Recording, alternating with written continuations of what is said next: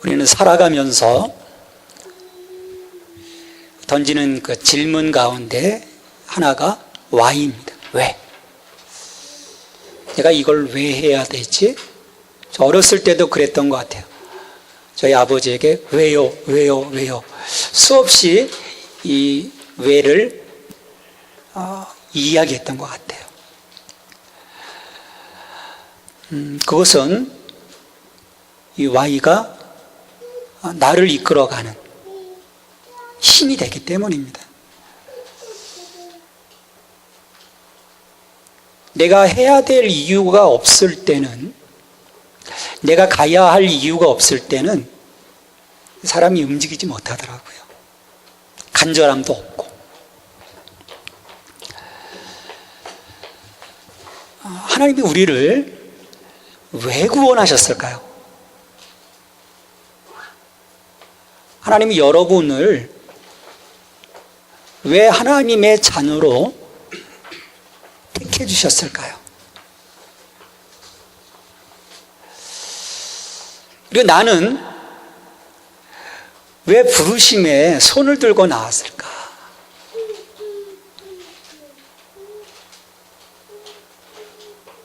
하나님은 우리를 부르셨고 나는 손을 들고 나왔어요.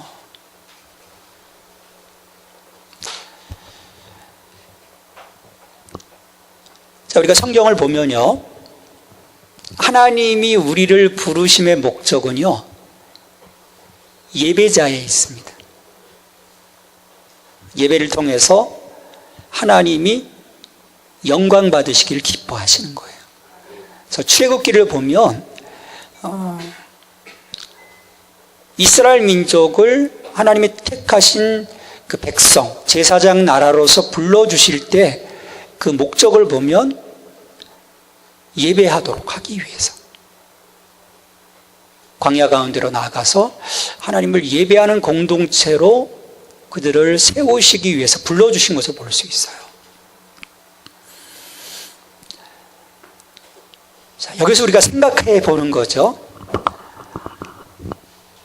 나는 정말 예배자인가? 아니면 이 땅에 작은 기대를 가지고 내가 손들고 나왔는가?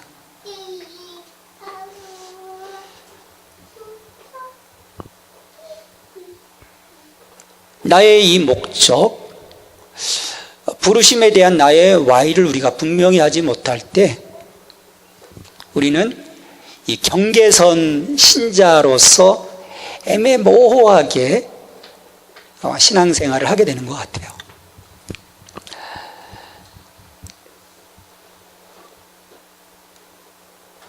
오늘 본문에 보면요,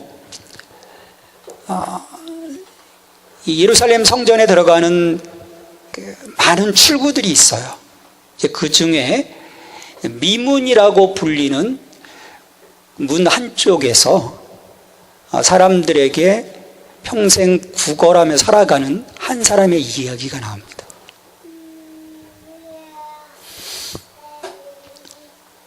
그런 나면서부터 스스로 걸을 수 없는 자였어요. 그래서 그 자리에 나올 때도요, 누군가가 그 사람을 거기에 데려다 주어야만이 나올 수 있었습니다.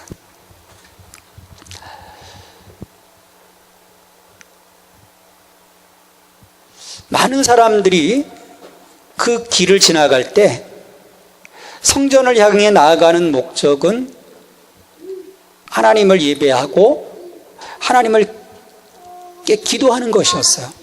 이 사람은 어떤 목적으로 나아갔습니까? 성전 문을 넘어서지 못하고 하나님께로 나아가지 못하고요, 사람들의 도움을 받기 위해 그는 매일같이 그곳에 나갔던 거죠.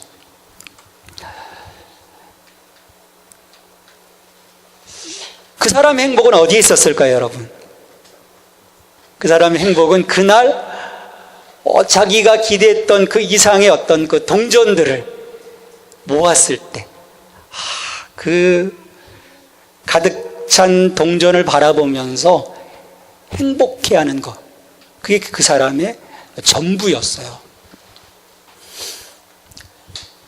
그러기에 이 여느 날처럼 수없이 걸어가는 사람들을 보면서 그는 최대한 불쌍한 표정을 지어야만 합니다.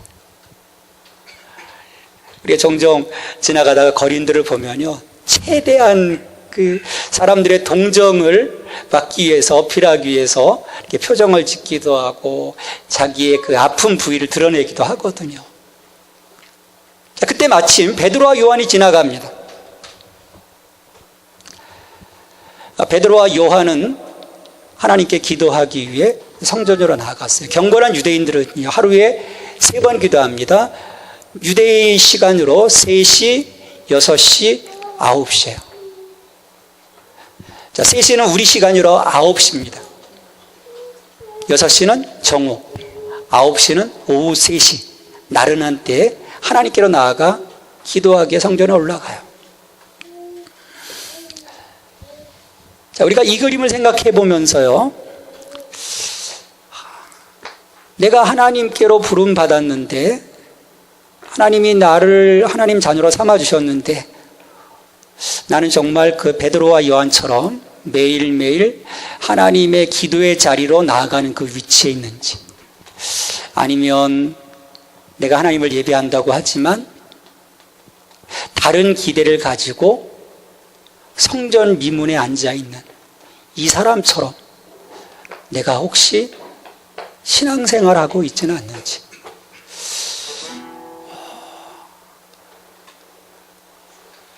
우리가요, 종종 착각할 때가 있어요.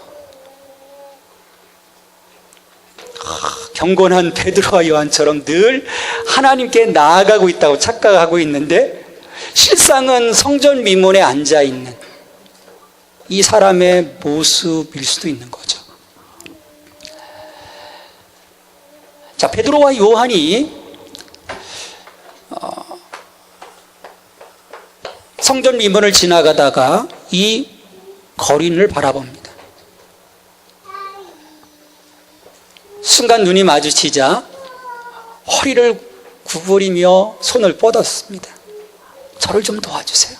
제게 빵이 필요합니다.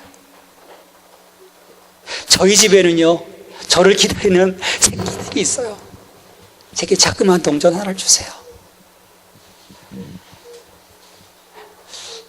옛날 같았으면요, 베드로와 요한이요, 동전을 던져주고 갔을 거예요. 평소처럼. 그런데요, 바로 얼마 전에 베드로는 새로운 경험을 합니다. 오순절 마가의 다락방을 통해서 성령 충만함을 경험하게 돼요. 그의 가치관이 깨집니다. 그가 바라보는 시선이 달라져요. 주님을 향한 그의 마음, 뜨거움, 헌신, 그 모든 것이 180도 달라졌습니다.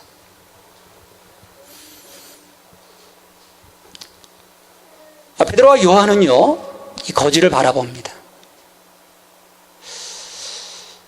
저는 이 말씀을 묵상하면서요, 베드로와 요한이 이 거지를 바라보면서 어떤 생각을 했을까? 어떤 생각을 했을까? 그냥 단순히 불쌍한 마음, 어떤 동정심을 가지고 바라보았을까? 아니면 주신 그 구령의 마음을 가지고 저 영혼을 살리고자 하는 마음으로 쳐다보았을까? 아마 성령 충만하기 이전에는 그냥 단순히 동정심의 마음으로 쳐다보았겠지만, 성령 충만한 이유는 구령의 마음으로 아마 바라보았을 거예요.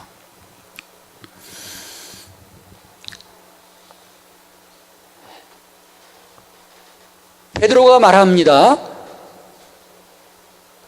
우리를 보라. 우리를 보라. 우리가 지나가다가요,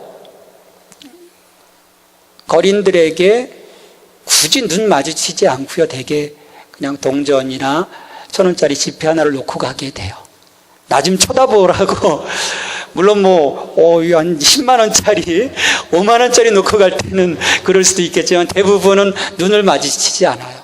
또 거린도 굳이 눈을 마주칠 이유가 없어요. 자, 그런 거지에게 우리를 보라고 하는 요청은요, 새로운 경험이었던 거예요. 아마 한 사람도 없었을 거예요. 나를 봐라. 나를 바라보라. 그 순간 구걸하던 이 사람은요, 이건 뭐지? 야, 내게 엄청난 것을 주려고 하나라고 기대했을 거예요. 그러나 곧 이어지는 베드로의 음성에 그는 실망하고 맙니다. 내게 은과 금은 없지만.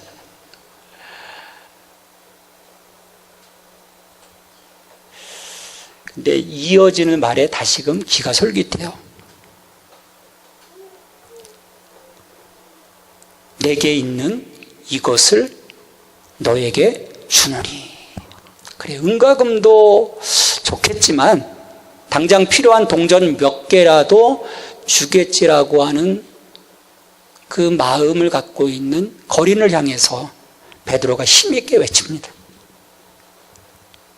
나사렛 예수 그리스도의 이름으로 일어나 걸으라. 동전 몇 개 던져줬으면 좋겠는데 사실 오늘 먹을 빵이 필요한데 나사렛 예수의 이름으로 일어나 걸으라고 외치는 거예요. 베드로에게도 그 이전에는 감히 외쳐보지 못했던 선포예요. 오히려 예수 그리스도의 이름을 부인했던 자입니다. 그런데 베드로가 심지어 그 다리를 못 쓰는 거지에게 고침을 받기 원하느냐고 묻지도 않고 곧바로 예수 그리스도의 이름으로 일어나 걸으라고 지금 선포를 하고 있는 거예요. 여러분 대단하지 않습니까? 성경을 가만히 주목해 보면요, 이런 변화들이요 굉장한 거예요. 이건 뭘까? 어디에서 이런 변화가 올까? 베드로의 명령은요, 나면서부터 한 번도 걸어보지 못한 이 사람에게 당황스러운 거였어요. 그를 당황하게 만들었습니다. 왜냐하면 거지에게 가장 절실한 소망이기는 하지만 지금까지는 그가 불가능하다고 여겼기 때문이에요. 우리 안에요, 이런 문제들이 참 많습니다. 평생 내가 해결할 수 없는 그 많은 그 문제들처럼 보여지는 것들, 그것이 우리의 삶에 포진해 있고요, 그것이 우리를 늘 힘들게 할 때가 참 많아요.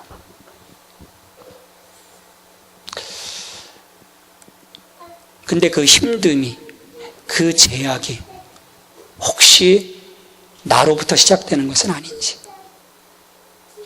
나 스스로 그 억압 가운데 들어가 있는 것은 아닌지 우리가 깊이 생각해 볼 수 있어야 합니다. 자, 일어서라는 명령은요, 이 안진뱅이에게 단순한 요청이 아니에요. 믿음에 대한 요청입니다. 난 일어날 수 없어요. 나는 안진뱅이에요. 나는 평생 서본 적이 없어요. 스스로 닫아버린다면 그 명령에 대한 어떠한 결과도 일어나지 않았을 겁니다.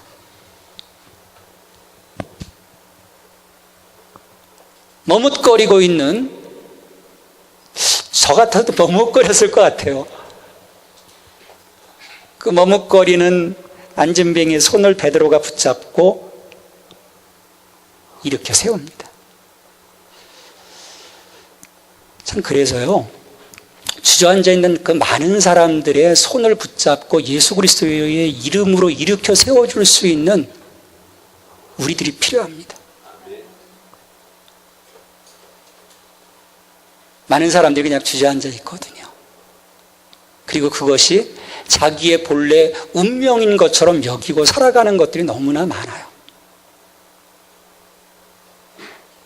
잡아 일으켜야 합니다. 여러분들 주변에요, 주저앉아 있는 많은 분들이 있을 것입니다. 가셔서 붙잡고 예수 그리스도의 이름으로 일어나 걸으라 선포하며 그들의 손을 붙잡고 나아갈 수 있게 되길 바랍니다. 그럼 역사가 일어나는 거예요. 그때 놀라운 일이 벌어집니다. 정말 작은 믿음이었을 텐데 예수 그리스도의 이름 앞에 순종할 때 평생 걷지 못했던 이 앉은뱅이가 새로운 변화를 느껴요. 잡고 일어났을 때 가늘어질 대로 가늘어졌던 그의 발과 발목에 힘이 생깁니다. 자기도 모르게 용수철처럼 뛰어올라 두 다리로 섰어요. 평생 걸을 수 없을 거라고 여겼는데 서 있는 자신을 신기해 보며 그는 걷기 시작합니다.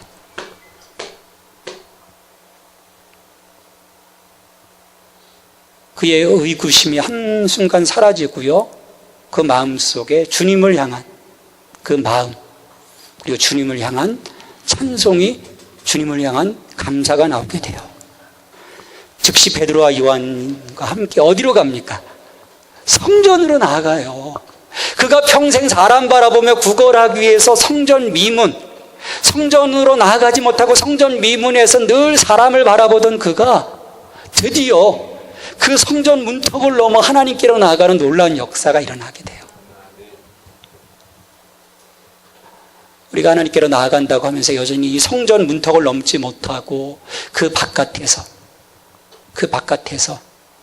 나의 자그마한 기대, 나의 자그마한 욕심 속에 나는 앉아있지는 않는지, 우린 예수 그리스도의 이름의 능력으로요 다시금 일어서서 그 문을 넘어 하나님의 임재 가운데로, 하나님의 지성소 가운데로 나가 나를 만나주시기를 기뻐하시는 하나님을 내가 만나고 그분의 위로와 그분의 격려와 그분의 회복하심을 통해서 이제 우리는 새로운 인생을 살아가야 합니다. 하나님 그런 복을 이미 우리에게 주셨어요. 이 사람은요 더 이상 성전 미문에 앉아 구걸할 이유가 없습니다. 자신의 기막힌 인생을 탓하며 주저앉을 이유가 없어요. 거지는 자기가 바라는 것 이상의 넘치는 은혜, 꿈에도 생각해보지 못했던 은혜, 진정한 은혜를 예수 그리스도의 이름의 권세로 받게 됩니다. 너무 행복한 거죠. 저는 예수 그리스도의 이름의 권세로 인해 여러분들에게 선포되어지는 이 놀라운 하나님의 선물이 주어질 수 있게 되기를 주님의 이름으로 축원합니다. 이 선물을 소유하셔야 돼요. 예수 그리스도의 이름의 이 권세 앞에 내 삶이, 주저앉았던 내 삶이 다시금 회복되어지고 다시금 그 강력함에, 우리가 찬송 가운데도 하나님이 나의 산성, 나의 반석이 되신다고 하시는데, 나의 불성각이 되어주신다고 하시는데, 그분 때문에 내 인생이 강력하게 다시금 세워져야 할 것입니다. 그래야 거기에서 나의 예배가 살아나기 시작해요. 이 회복된 이 사람에게 가장 먼저 나타난 변화는 예배의 회복이에요. 예배의 회복이에요. 하나님께로 나아가는 것입니다. 단지 걷고 뛰고 즐거워하는 것을 넘어서서 하나님을 찬양하는 예배의 기쁨이 그의 삶에서 회복되어지는 것을 볼 수 있어요.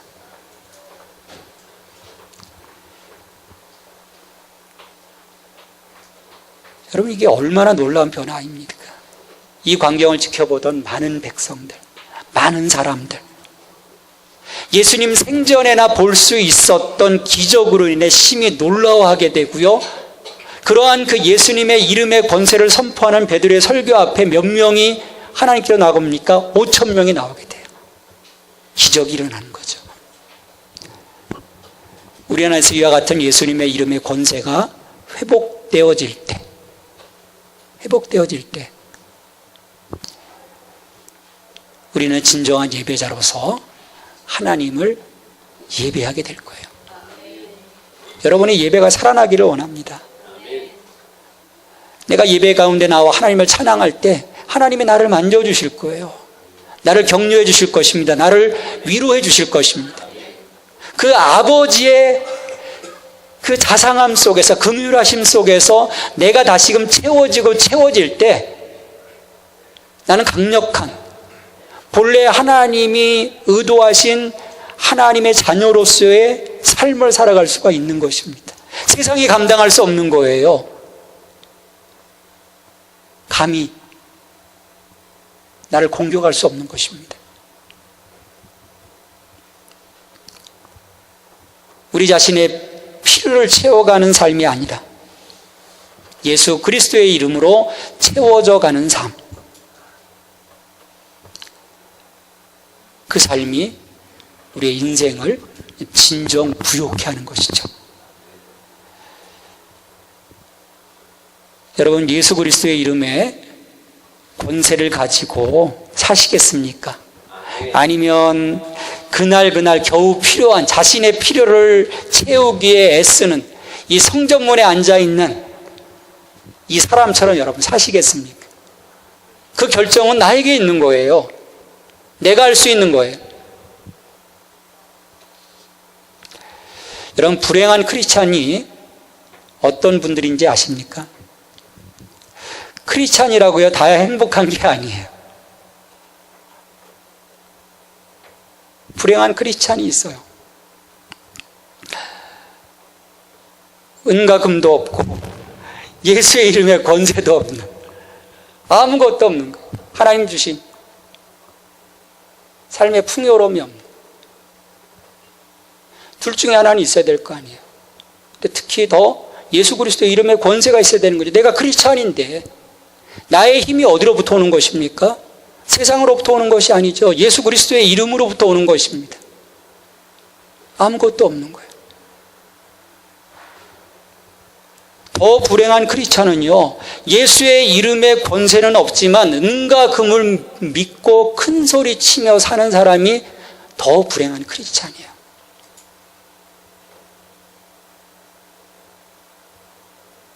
곧 무너질 만몬을 바라보면서 거기에서 위로받고 거기서 막 힘을 얻고.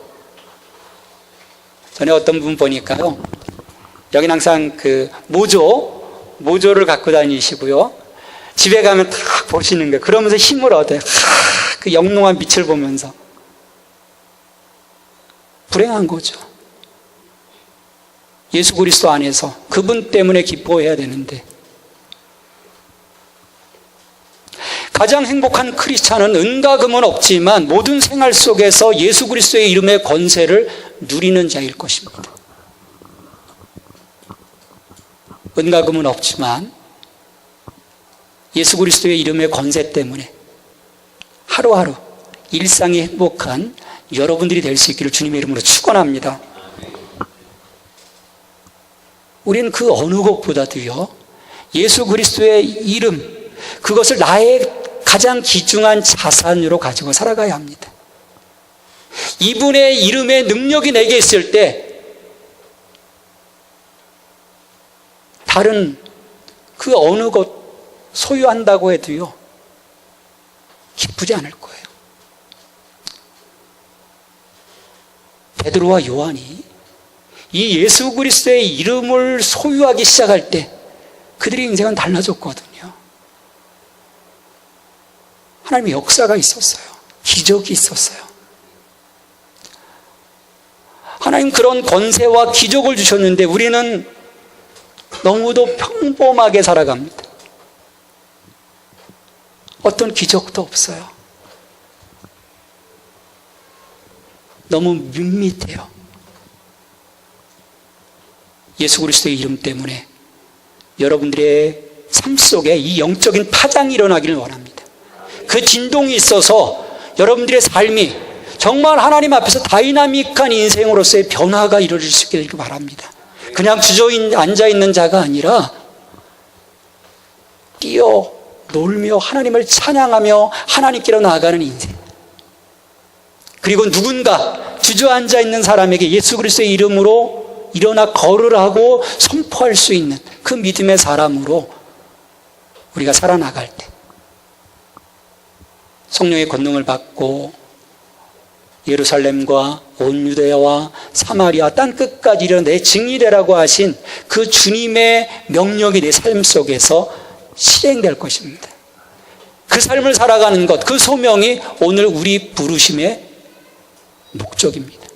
우리가 예배하며 하나님을 찬양하며 받은 사랑과 은혜를 가지고 나아가 다른 사람들을 예수 그리스도의 이름의 권세로 일으켜 세울 때 우리 하나님께서 우리를 기뻐하시고요, 우리에게 더욱더 놀라운 은혜와 사랑과 또 역사하심을 이루어 주실 것입니다. 예수님의 이름의 능력으로 회복되어 그 권세, 그 믿음으로 세상을 품고 나아갈 수 있는 참 제자가 될 수 있게 되기를 주님의 이름으로 축원합니다. 하나님, 예수 그리스도의 이름으로 말미암아 그분의 권세로 말미암아 우리의 삶이 주저앉아 있었던 그 삶의 자리에서 일어나 하나님을 찬양하고 하나님을 진정 예배하는 자로 살아갈 수 있게 되기를 간절히 소망합니다. 주님, 우리의 마음을 변화시켜 주시옵소서.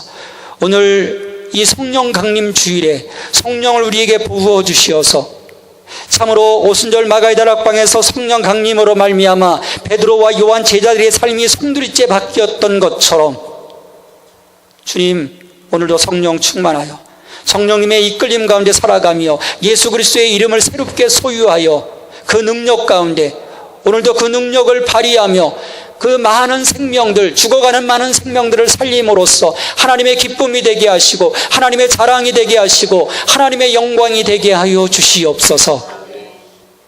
예수님의 이름으로 감사하며 기도하옵나이다. 아멘.